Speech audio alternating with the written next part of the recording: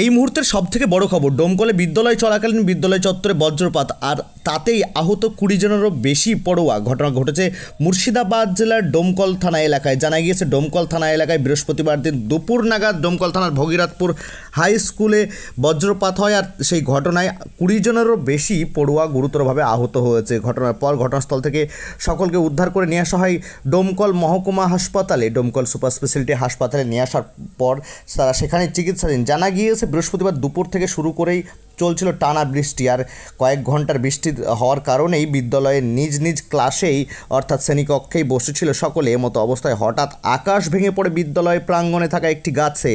বজ্রপাতে আহত হয় বেশ কয়েকজন শিক্ষক শিক্ষিকা সহ ভগীরথপুর উচ্চ বিদ্যালয়ের প্রায় 20 জনেরও বেশি পড়ুয়া। ঘটনার পর আহতদের তড়িঘড়ি উদ্ধার করে ঘটনাস্থল থেকে ডোমকল সুপার স্পেশালিটি হাসপাতালে নিয়ে আসা হয় চিকিৎসার জন্য।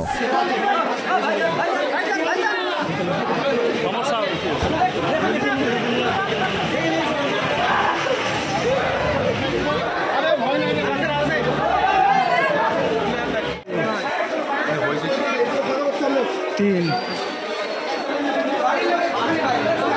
चार पाँच छय सात